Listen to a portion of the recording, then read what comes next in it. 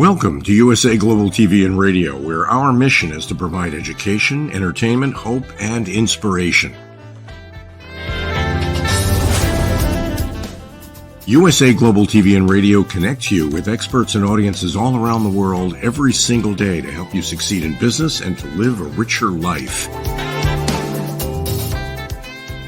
Visit us at usaglobaltv.com to learn about career and life-changing training and mentoring programs like the Listening Mentor. Subscribe to our newsletter to stay informed about our special programs and offers. Discover how you can become a guest on one of our shows or a host or producer of a USA Global TV and Radio show of your very own. That's USA Global TV and Radio, where the doctor is always in.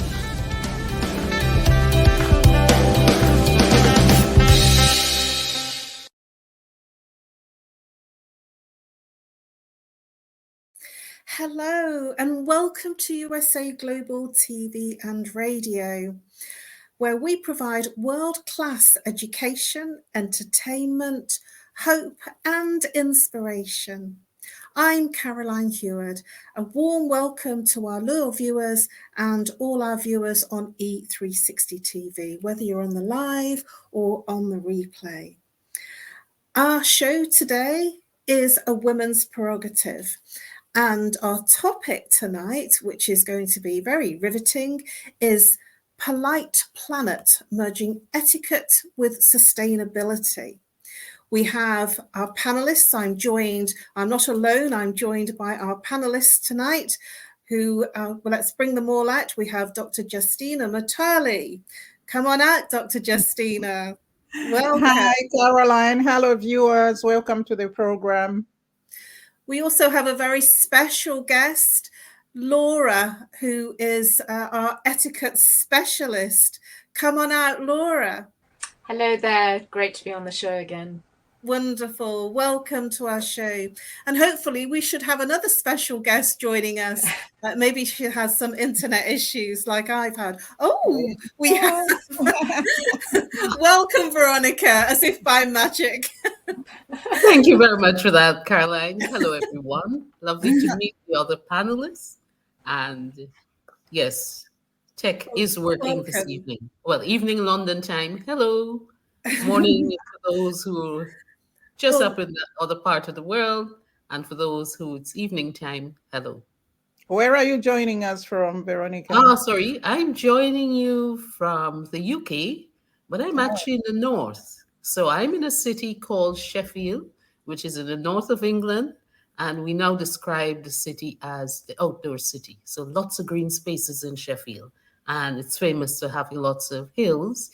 Some people may think of Sheffield as being the steel city, and it does acknowledge that as well. And we're going to get into the topic very shortly. But before we do, I'd like each of you to introduce yourselves and tell our viewers a little bit about what you do, especially for our viewers that are here for the first time. And we'll start with Dr. Justina MUTALE. Hi, I am a gender advocate. I'm also an author. I'm a speaker. I'm an international keynote speaker. I'm also an international lecturer. I advocate for the achievement of gender equality and, of course, the empowerment of women and girls, and to have a 50-50 planet where we have 50% female leadership and 50% male leadership, that every high-level decision-making table should have the perspectives, balance of perspective from male perspective and 50% female perspective. I have written a book in which I claim that women make better leaders than men. It's titled The Art of Iconic Leadership, and I talk about the power secrets of female world leaders. And of course, those traits, even men, if they can learn them, then they'll be good leaders. Thank you very much. Thank you, Dr. Justina. Oops. And Laura, we're coming to you next. Please tell our viewers a little bit about what you do. Yes, I am an etiquette expert and I support children and adults acquire skills to navigate polite society with confidence and respectful ease. And I do this through practice, because practice makes perfect, and coaching in a variety of immersive and, I hope, entertaining social learning scenarios. I also specialize in cross-cultural communication. So what is polite in one country may not necessarily be polite in another. And I wrote a book on British modern manners with a cross-cultural perspective. And that's me. Thank you, Laura. And another very special guest here tonight for the first time, Veronica Broomes. Please introduce yourself to our viewers and tell them a little bit about what you do. Thank you for that, Caroline. And so my name is Veronica Broomes. And what I do is I help other businesses to integrate considerations around the planet as well as people to ensure that it makes business sense and it doesn't need to cost the earth. So you may be thinking, now, what does this mean and how can I do that if I'm a business founder? Well, there are two main ways in which I support businesses. So for businesses who are not based in the UK or not even based in South Yorkshire, who need some help, we can get this done online by way of training, by way of webinars for capacity building. And this month, just over a week, I'm doing an online summit where we have a fantastic lineup of speakers, but it's about common business themes, HR, digital marketing, procurement, so that you can be thinking, how can I integrate sustainability to make it better for my business, as well as offer greater value to clients. Now, I also wear a couple of other hats. So one of my hats is someone who manages service accommodation. So that is linked with the hospitality sector. And I do that primarily through South Yorkshire, so Sheffield. And as part of that business, I also host a podcast that is called Sheffield's Hidden Gems. So I've joined the panel of people or women who are holding multiple hats. In terms of writing, for a few years, I had worked in research. And so there are some articles that are linked with my work around strategic approaches to corporate social responsibility. But that is very much supportive of development and inward investment. And that book, Who Invests Wins, is out of print, but is due for an update, as well as the sustainability calendar that comes out later this year. So hopefully that gives your viewers and listeners an insight into some of what I've done and what I continue to do as a woman who is a business founder, but also brings to the experience or also brings to my clients and customers the experience of having worked across multiple sectors. Thank you, Veronica, and a very warm welcome to our show tonight. And for me, I'm known as Caroline Heward, the Harley Street stress expert, and I help people bust their stress. How do I do that? I work with root cause therapy and chakra psychology, how the mind and body connects and what happens to the person physically, emotionally, mentally, behaviorally when there's an imbalance. And the imbalance is the symptom, whatever it is they're complaining about, whether it's a relationship, whether they're angry at everything, whether they're feeling low in terms of mood, depression, anxiety, stress, however it's manifesting in the body, it's what they're not handling, what they're not dealing with. And issues show up in the body physically, emotionally, mentally, behaviorally when there's an issue in life they're not handling. And I help them literally bust their stress so that I identify the root cause of what's creating the repeating pattern of stress, and it obliterates to the point that they feel much more peaceful, calmer, and they get an incredible night's sleep. And without further ado, let's move on with the show and the content. And we have two wonderful guests here today, Laura and Veronica. And it's about etiquette meeting sustainability. And I feel that we have an excellent panel here today on sustainability. So I'd like to start off with our guest, Veronica, when you think about polite planet, merging etiquette with sustainability, what comes up for you in terms of how you work with etiquette and sustainability. And we're just going to take a couple of minutes to look at a couple of aspects and each go round to offer comments about what you're sharing so that we can have a lot of back and forth. And Veronica, what are your thoughts? My initial reaction was, how intriguing, because I certainly had not thought about politeness in terms of sustainability on Polite Planet. So it gave me it allowed me to explore an unusual perspective. Now, I think when I think of etiquette and I think of the planet and I think of politeness, I think it's very much about being able to listen to what others are saying.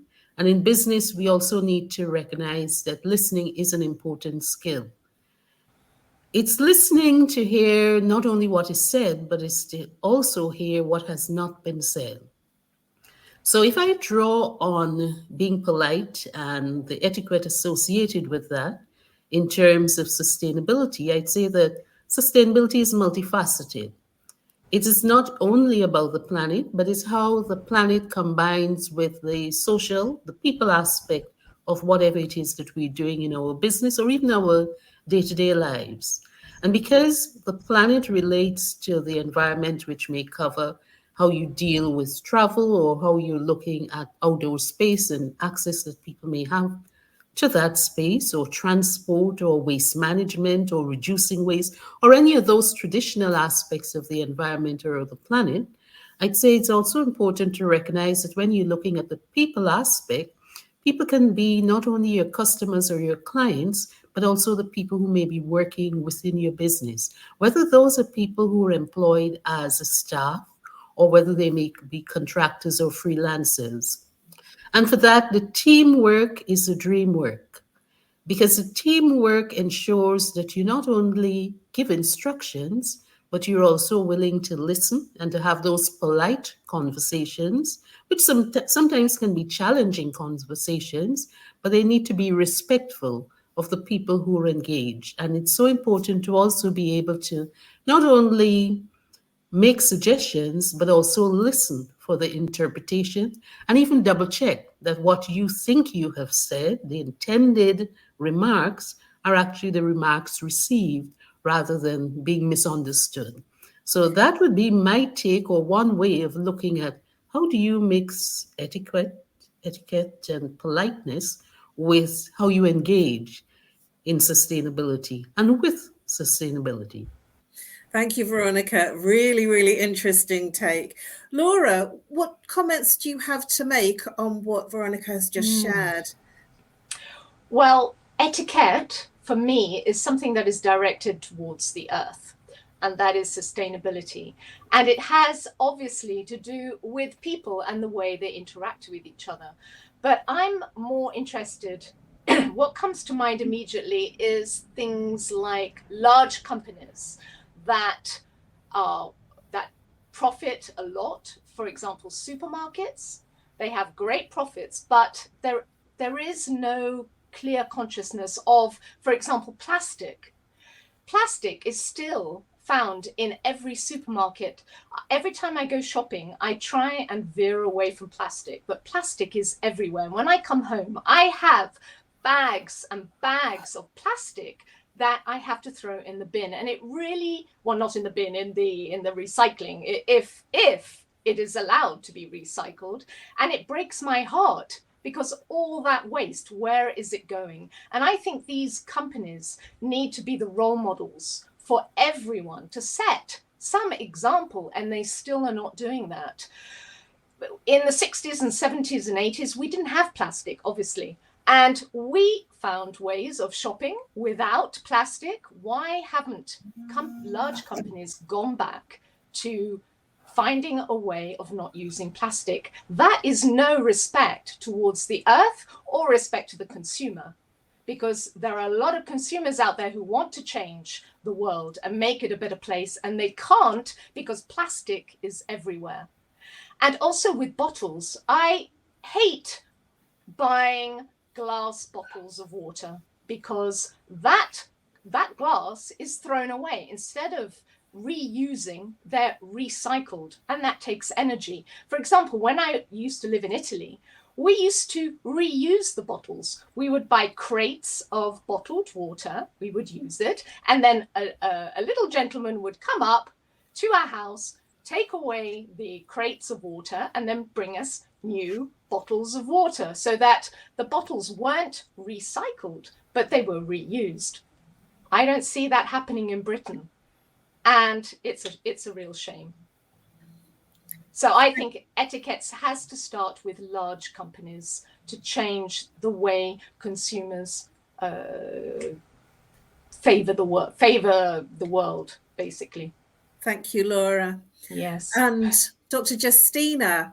And what I want to do is make sure that we keep the comments to 2 minutes so we can have a real backwards and forwards and a real discussion with this, because there were so many things that I wanted to share with that. So if we can kind of keep it short. So because what I want to answer to that is that I remember, because I'm old enough to remember when plastic came in a big way, in a huge way, that everything was covered in plastic. And I remember a time when there wasn't plastic. But before I go into that, Dr. Justina, what are your thoughts and comments about what Laura has shared? Thank you very much, Laura. And like you, Caroline, I remember when the plastic came in, and I also remember those Tupperware parties that were so trendy. One would have thought, at first I didn't understand what was Tupperware, and only to find out it was plastic lunch boxes or plastic boxes in which you can preserve your food. But then I also want to go back to what both Veronica and Caroline have said about minding the planet. I think etiquette comes with civility, where and following the golden rules: do unto others as you would have them do unto you. And we need to apply that to the planet. So when big businesses are coming up with ideas, they should first think of the 3 P's: people, planet, and profit, and in that order. Is this idea ethical? Is it good for humanity, for people? Is it harmful to people? Will it give people a better life or improve people's lives and people's health and people's psychology and all these things that bring about crazy mental illnesses? Some of these come out of some of the business dealings. And then once you've considered how your business idea would impact on people, then you've got to think, how does it impact on the planet? For example, when this idea of plastics came in, the people that originated it, it sounded like a brilliant idea, a brilliant packaging idea, but they didn't consider the effect on the planet, and which in turn affects humanity or people in a negative way. So once you've considered that, then you go to think of profits. But when you look at big businesses like Laura said, I think the first thought to them is profit. How much do we make out of this, without due consideration to consequences to humanity or to humans, and no due consideration whatsoever to the consequences on the planet and on nature. We find that the air is highly polluted because of the lot of the unethical ways in which production is carried out, even though there are other ways in which all these productions can be done. So etiquette is minding being polite to the planet, being kind and polite to the planet, but also being kind and polite to people as well, to people's lives, taking into consideration people's lives and the well-being of the planet too. Thank you, Dr. Justina. I would agree with everything that everybody has said here right now. And what I want to do is take it a little bit further in terms of, how are we minding the planet? What are we specifically, realistically doing personally ourselves? And I'd like to share something that I've been really conscious about for a long time. And when I went shopping, I would always take my own bags. And because I don't have a car, I would actually pile everything in. And don't laugh, to a suitcase because I didn't have wheels, and my suitcase had wheels, and I would do my shopping in one hit without bags, and then I could get it all home in one hit. And before they actually demanded that we paid for bags or bought our own bags, I was already doing that. The other thing that I've been very conscious about is energy. And I'm with an energy supplier that is carbon efficient and looking at carbon footprint. And I've just recently been, just this weekend, in this last week, I've been in a challenge with my energy supplier to reduce my energy between the peak times of 4 p.m. and 7 p.m., where they're saying that on the energy grid, we're using more energy. And I've reduced my energy because I'm on a smart meter by, they wanted me to reduce it by from 16 to 10%, and I reduced it by 4%. And so now I've got and being given free energy, 8 hours of free energy on Sunday this coming week, which I think is a great idea. And I signed up for it because it's something that I'm passionate about, and it's something that also will save me money. So I'd like to go to each of you in turn to get your thoughts about, especially as we're all in the UK, about what you think about, you know, sort of the companies that you are with. Are they energy effective? Are they looking at sustainability of the planet? And do they have some kind of challenge where they're looking at ways of making the carbon footprint less and incentivizing their customers? So we'll go first to Laura. What are your thoughts about what I've just shared? And is there anything that you're doing with your energy? I can't really speak for companies. What I can do is talk about etiquette and the ways in which we can be more mindful of saving the planet. For example, when you're at a buffet, instead of taking large amounts of food, thinking that you're really hungry and you're going to be eating it all, and at the end you only consume half of it, which means that half has to go in the dustbin, and therefore that is polluting the planet in a way. Always just take a small amount, and it's always better to go back to the buffet a second time rather than show also that you're being very greedy, because when you're at a networking event, for example, people can see that your plate is full of food, and the first impression you're giving people is, oh, that person is greedy and not very professional. So if you tend to go to networking events starving, eat something before so that you give a very elegant impression. One thing I find that when I'm traveling in hotels, in the loos, as we call them, or restrooms in America, is that instead of when we wash our hands, instead of the blow dryer, they give out towels, small towels. And every time I see those towels, I think, no, I cannot use them. I'll just use either a piece of tissue from the toilet. I just cannot use those towels, because that is just it just creates mounds of laundry for someone, and that is energy. So in my own small way, that is the way that I help save energy and the planet as a consequence. Thank you, Laura. Veronica, what are your thoughts about what I've shared and what Laura has shared?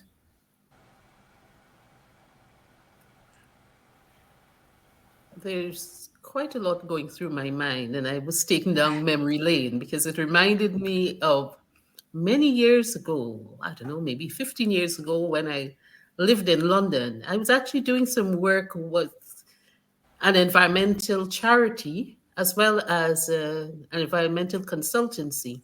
And the aspect about waste and reusing bags and single-use plastic, because that has come up in this conversation, had been taken up. And I remember we were going into a particular an East London borough, and the reason why this consultancy firm was invited to do this piece of work is that it was felt that in that borough you had some parts of the borough that were not as effective in recycling waste, and recycling being used as a term where you sort the waste and put it into whether it's plastics or whether it's cardboard. And what emerged is that many of the people who lived in those areas decades before, what they were doing is getting a single-use plastic bag and using it several times. But that was not perceived as appropriate to dispose of their waste. They were instructed, they were advised to buy bin bags so that they can put their waste in. So whereas they were actually extending the life of a single plastic bag, they were being told not to do that because it was better to invest in buying plastic bags, cost, and then to put the waste in those bags. So our work was helping people to understand where you put the different aspects or the different types of waste and how to sort that. Now, I mentioned that because sometimes it can seem like déjà vu, and sometimes it can seem like reinventing the past. But when you think about energy, when you think about waste, in terms of waste, it's very much about looking at ways in which you can reduce. And if you're getting you have a garment and you're getting 20 wears out of it before it's binned, well, then it's probably better to pay a little more for it at the start rather than buying it cheaply and then you just have one wear. If you're looking at, if you're in business and you're printing, if you think about the practical aspects of how much money you'd have saved over the years, because you're not printing everything, but instead you're looking at it on the screen, it means that that's a huge savings. So you're thinking of how you reduce that waste. So you don't need to remove as much waste. The example you gave of the challenge is actually a way of showing an incentive that larger organizations can give to their customers because the customers are seeing that as a direct benefit. Here's an opportunity for me to be doing well in terms of reducing my energy, but at the same time, not only am I saving money, but you're actually rewarding me for saving that money. And I think it's recognizing the opportunities where you can save energy by doing more switching off rather than leaving on because it's convenient to leave on. And you can also be looking at ways in which what is described as waste to you can be reused. And reuse is a step before recycling. It's not that if you don't use it, it has to be converted into something new, which is what recycling means. It's about saying, okay, it's no longer appropriate for you. So how can you look at having someone else use it so it becomes raw material for something else? And the final point I'd like to wrap up with is saying that it's recognizing that when you see a particular challenge that maybe it's something that can be changed in a way to make it more efficient, it can provide an opportunity which is actually one that can lead to innovation. It can lead to you creating a new way of taking action and getting greater value out of what may have been perceived as a problem initially. I suspect that's longer than the time that may have been allocated, but I felt that as someone who has the experience and expertise in sustainability and can bring a broad breadth of experience to the discussion, that I should share some real life examples of what people have done and what we need to be considering as we discuss this topic.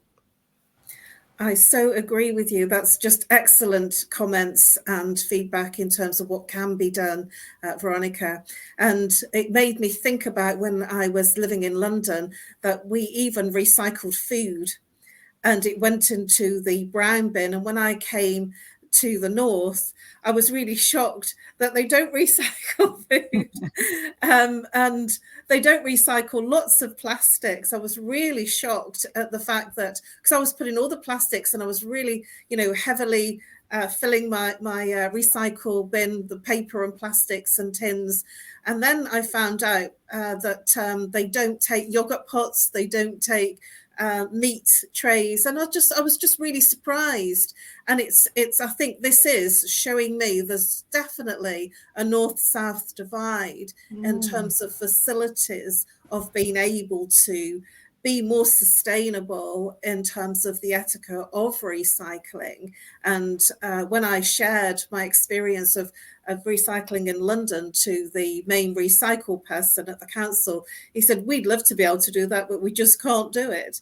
And so I gave him food for thought in terms of how it could be progressed. Dr. Justina, what are your thoughts on what Veronica has shared? And is there anything else that you want to bring in terms of the discussion? Well, I think Veronica is the expert here, and she said a lot of things that I'm just trying to still absorb. But when you asked us to say what we are doing to try and perhaps help contribute to saving the planet, I would agree with what Laura said, and also, of course, what Veronica said. I also use reusable bags when I go shopping, so that I don't have to use a plastic bag. But the irony of that is that almost everything in the supermarket is already packed in plastic bags. Okay. So even if I'm not going to carry a plastic bag to carry my shopping, almost each item that I have got from the shop is already packed in a plastic bag. So that is really ironic that they can say you can't bring a plastic bag to carry your food, but all the food is already in plastic bags. And also talking about what Laura said about hotels and public restrooms using towels. I also don't use towels, and I also don't use the blower, because it's also contributing to pulling out the energy out of the environment. But also it's really a catch-22 thing. So anyway, I do use the paper hand towels, or even if it's the loo roll that I use to dry my hands. But then still, that's a lot of loo paper that goes down and causes, wherever it is, it goes to the waste to be gotten rid of as waste. It's still a lot. We really need to find different ways of doing a lot of these things. And when you think about sustainability, another thing is that I don't drive. I've never driven, so I don't contribute directly to the pollution, and I always take public transport. So of course, one bus would have a lot of people there, rather than each person coming from their house and driving on the street. And I saw this really good practice in Singapore, where it is a government policy to do carpooling. And what that means is that neighbors, perhaps if it's 4 houses, when they are going to work, this day or this week, one neighbor will take the car and carry all the other 3 neighbors in that car. The other day, they arrest you if you're the only person driving in one car. You always have to have other people with you. And when I learned this was as far back as 2001. They had already had that practice to cut down on the pollution. But also sometimes when we come with all these innovations, we are just sometimes we are exacerbating an already existing problem, or sometimes we are trying to get rid of one problem and replacing it with another. For example, now we are thinking of letting go of cars or fossil fuels, and then we are going to electric cars. Can you imagine how much electricity or energy is being put out of the environment just to charge those cars? And I'll give an example also, because I'm from Africa. I always like to give a lived example. At the moment in my country, because when we gained independence in 1964, it will be 60 years now, there were only 4 million people in the population. Now there's 20 million people, and we have a problem with the electricity. And because there's too much pulling on electricity, we can't have electricity all the time. So people have to go sometimes during the day, several hours without electricity. And another thing is that then the water levels, because it's hydroelectricity we use, the water levels are going down because of too much use of the water, including in the mines. Everybody's rushing to say we've discovered diamonds here, we've discovered gold, and just thinking of the profit that they can make without thinking of the impact the impact on the environment or on the earth from which they are digging these gold and diamonds. And just one last thing, some years ago, I learned that Haiti used to be one of the most richest countries in the world, but it was overmined because of its minerals. So then that broke the base of the earth on which Haiti sits. That's why every so often it's got all these earthquakes. And this also happened to Nauru. It's a small island in the South Pacific. When they discovered, was it ferrous phosphate or something like that, everybody just used to rush there. And at once it was the richest country in the world. And now it's one of the poorest and rundown countries in the world. So you see, one day you think you've got this innovation and you can make this money and perhaps it's the best way to go. It will turn around again and you still go back to zero. Thank you. Thank you, Dr. Justina. Always insightful shares. Thank you very much. Veronica, you have something very special to share with our panel and our viewers, because we've been posing a lot of questions. How do we do this? What do we do about that? Please, Veronica, share some of your perspectives and how you're going to offer solutions. Thank you, Caroline. And of course, I'm happy to do that. One of the solutions I can offer is a solution that will happen online next week. And that's a sustainability summit specifically for small and medium enterprises. Now, very often when people talk about sustainability, they think it has to do with a large organization that will have a team. But in fact, many small businesses are already taking action, but they haven't labeled it sustainability. So our online event will be bringing other small businesses, as well as someone who's from a business school, an academic, who deals with policy as it relates to small businesses.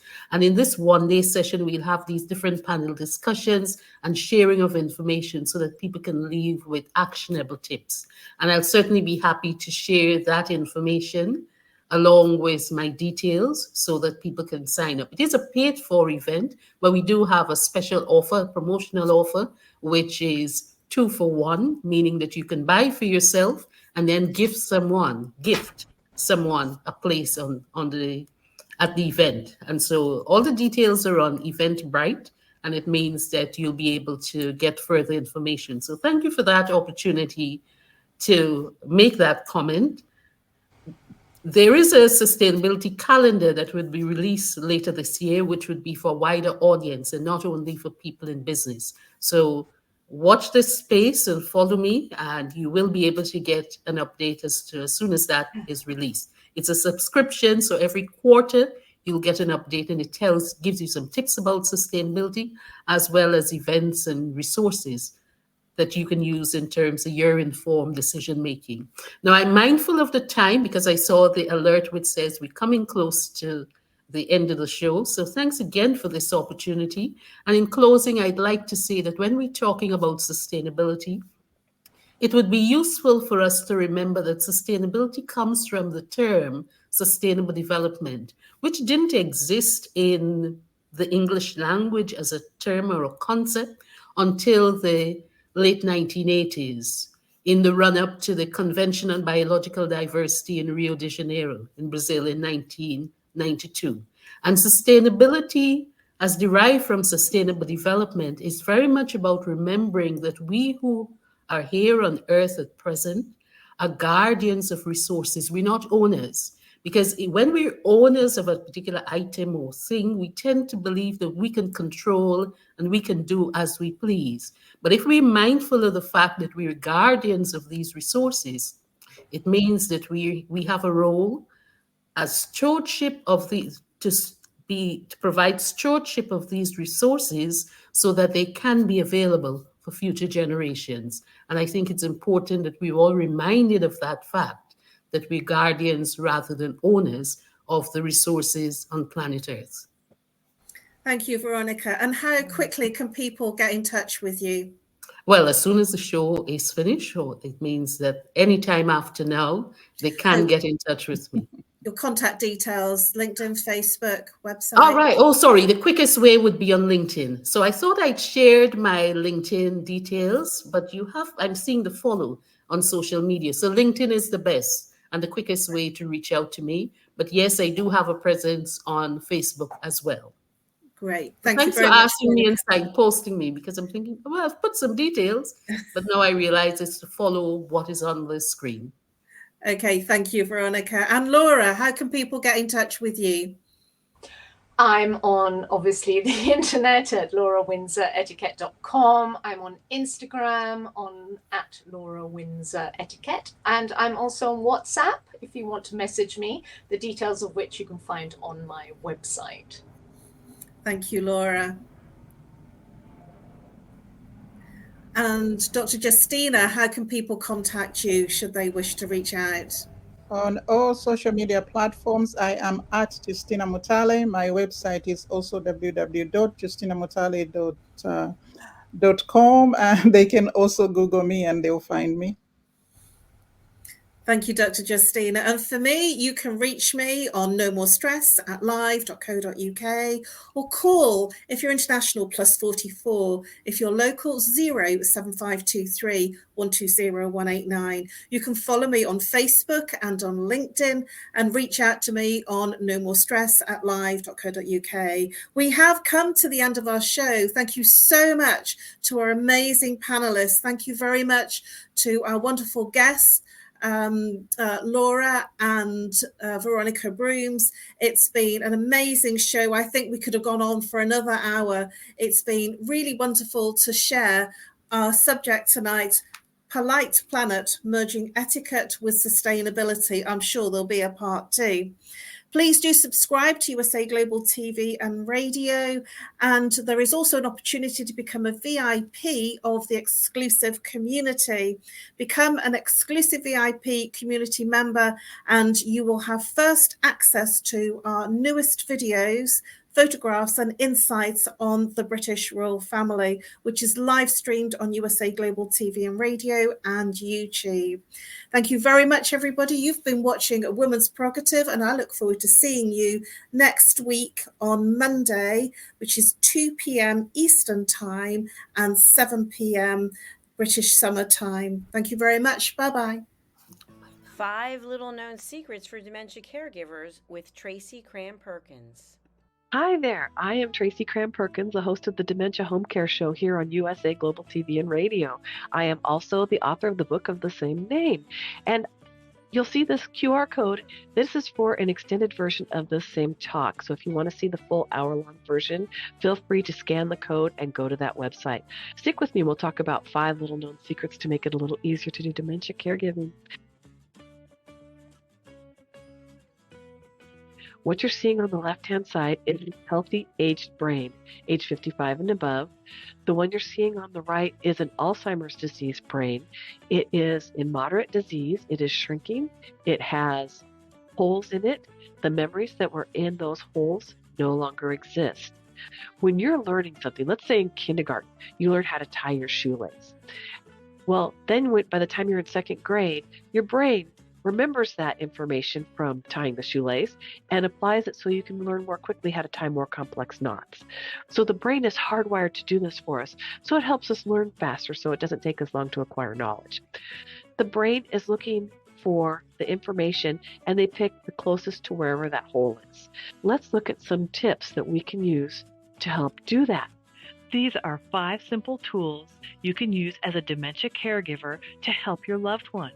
The whiteboard is a useful tool in recording the day's activities and the answers to repetitive questions. The calendar clock is a very useful tool to orient your loved one on the day, the date, and the time, and remind them of upcoming appointments. The communication cards are a great tool to bridge the gap when they can no longer tell you what's wrong. And then there's the pill minder, for when your loved one is still able to take pills but needs prompting. The final tool I want to share with you is the memory book. It tells your loved one's story. It's a great tool for distraction, redirection, also as a conversation starter, and telling you where they are in their story so you know how to answer their questions. Music is probably the most powerful tool in your toolbox after laughter. Music is a way to maintain connection. It sticks with your brain longer than any other thing, including reading. When you're having an issue with somebody, you can play their favorite music if you move them to another room, something that makes them happy, or you can start singing songs together from their childhood.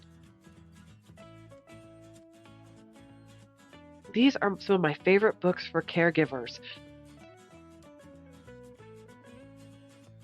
My show airs on the third Tuesday of every month, and you can view past episodes on YouTube. Thank you, everyone. This program has been brought to you in part by Tracy Cram Perkins. Connect with her and order her book at tracycramperkins.com.